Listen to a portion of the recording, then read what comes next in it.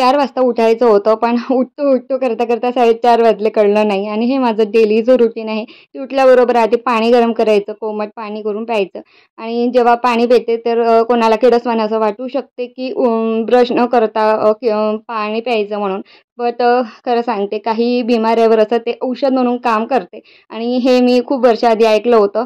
पण आता 1 वर्ष झालं आहे म्हणजे जे कोमट पाणी मी करून पिते आहे आणि किचनमध्ये निवांतपणे जेव्हा मी बसते ना, तर तेव्हा माझं देवघर दिसते आणि देवघरामध्ये माझ्या मनामध्ये जे आपल्या भोळेबाबाबद्दल श्रद्धा आहे, त्यांना मी हात जोडून विनंती करते रोज सकाळी, की माझ्या आयुष्यामध्ये जे काही घडतंय ते तुझ्या आज्ञेनुसार घडत आहे आणि जे काही समोर होणार आहे ते चांगलंच होऊ दे. सकाळच्या वेळेला जमते तेवढं मी स्वतःला शांत ठेवण्याचा प्रयत्न करते. एखाद्या व्यक्ती असो, की एखादं काम असो, की ज्याने आपल्याला इरिटेट होतो किंवा त्रास होतो किंवा त्या गोष्टीपासून आपला एखाद्या व्यक्तीसोबत झगडा होतील, तर त्या व्यक्तीचा मी खूप इग्नोर करते. सकाळी-सकाळी चेहरा पण पाहावं असं वाटत नाही. त्या व्यक्तीला पण इग्नोर करते आणि ते एखाद्या कामापासून जर आपल्याला त्रास होत असेल, तर ते कामसुद्धा मी सकाळच्या वेळेला करायला घेत नाही.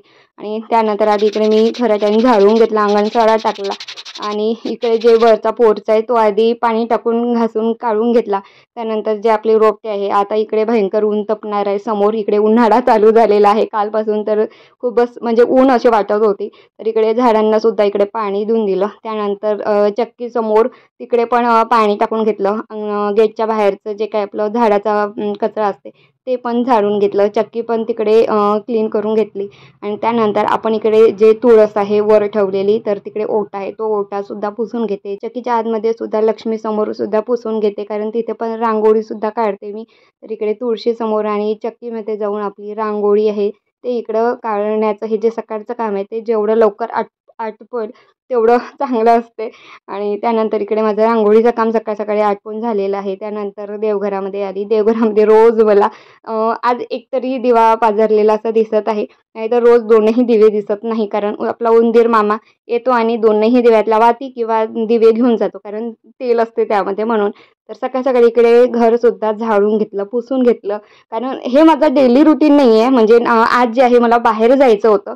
तर म्हणून मी आज हे जे आपलं रुटीन आहे ते शेअर करते कारण की रोज एवढं होत नाही सकाळी झाडू पोछा मारणं. कारण मुलांचा टिफिन असतो 8 वाजेपर्यंत, त्यांचंसुद्धा करावं लागतं. रावांचंसुद्धा टिफिन पॅक करावं लागतं.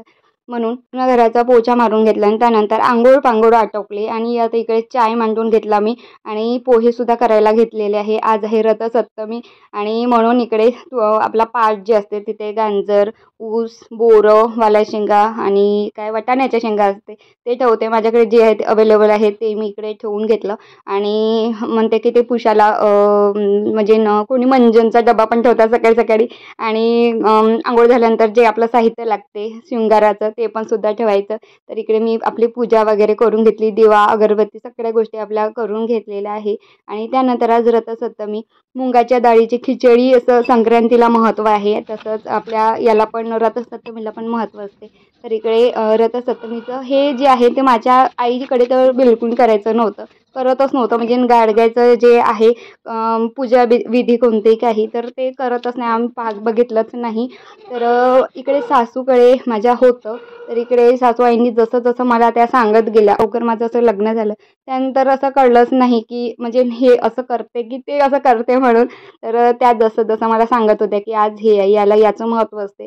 तर त्याप्रकारे मी करत असते आणि इकडे मी खूप डोक्याला असा त्रास येऊन गेला होता की आपलं हे गाडगं आहे किंवा छोटं मडकं आहे ते नक्की ठेवायचं तर ठेवायचं कसं आणि एक तर मला बाहेर जायचं होतं त्यामुळे मी मुठभरच तांदळाचं खिचडी मांडून घेतली होती.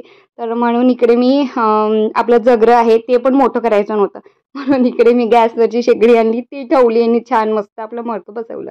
तर इकडे छान दूध, साखर, चिमूटभर मीठ टाकून मुगाच्या डाळीची खिचडी आहे ती आपली इकडे शिजवून घेतली आणि आधी गडक्याची पूजा करून घ्यायची आणि ते आपली इकडे खिचडी खूप छान आणि असं उतू जाऊ द्यावं लागते असं म्हणतात बाया, की म्हणजे सूर्याचा जो काही किरण आहे, प्रकाश आहे ते आपल्या खिचडीमध्ये पडले पाहिजे आणि बाहेर उतू जाऊ द्यायचं म्हणजे त्याचंच ते असं काही कारण असावं नक्की मलाही नाही माहिती. आणि मला जर इकडे कोणी बघत असेल आई, काकू, मावशी जे की माझ्या आपल्या आईच्या वयामध्ये आहे तर नक्की मला सांगा म्हणजे मी हे जे करत आहे विधी तर ते बरोबर आहे की काय.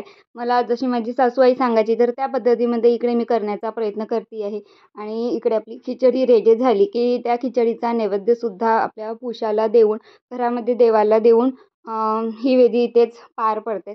आणि सकाळी म्हणजे छान अशी रथाची रांगोळी वगैरे काढतात. पण मला बाहेर जायचं होतं, तर त्यामुळे थोडं म्हणजे वेळ पण होणार होता, म्हणून मी रांगोळी वगैरे काढली नाही. आणि छान इकडे अशी खिचडी शिजून झालेली आहे. मडक्यामध्ये शिजवल्यानंतर खूप छान टेस्ट येते. आणि आजच्या दिवशी उपवास पण केला जाते, बट मी उपवास करत नाही. मी पुष महिन्यामध्ये एकही रविवारचा उपवास केला नाही आहे. बट सूर्यदेवाचे म्हणून व्रत म्हणून केला जातं हा रथसप्तमीचं व्रत. तर हे अशा प्रकारे साधी सोपी मला जसं काही समजते तशा पद्धतीमध्ये मी केली आहे.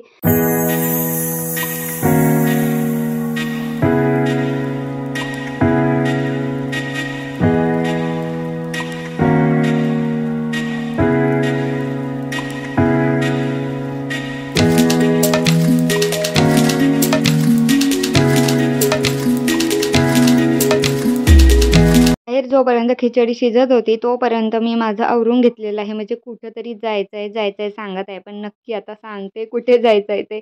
माझ्या नणंदताईच्या भाषीचं लग्न आहे आज. तर तिकडे भाच्याचं होतं, म्हणजे नवरींच्या भावाचं झालं होतं. बट आम्ही काही तेव्हा गेलो नव्हतो. म्हटलं आता तरी नक्की जावं. तर म्हणून आता आम्ही गेलो. आणि बायकांचं असते की होय तोपर्यंत आपल्या घराचं आवरत राहिलं पाहिजे. तर इकडे गॅस ओटा आधी क्लीन करून घेतला आणि तोपर्यंत म्हटलं आधी पोहे आहे ते आधी पोटासाठी खाऊन घ्यावं. तर आता माझं इकडे सगळं काही असं आवरून झालेलं आहे आणि मी सुद्धा इकडे रेडी झालेली आहे.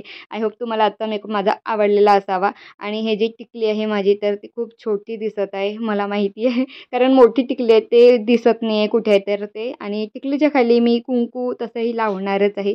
तर चला आजचा व्हिडिओ तुम्हाला नक्की आवडलेला असेल. सकाळपासूनचं माझं डेली रुटीन तर असं नाही आहे. आजचं माझं रुटीन असं. Thanks to for watching my video. Bye.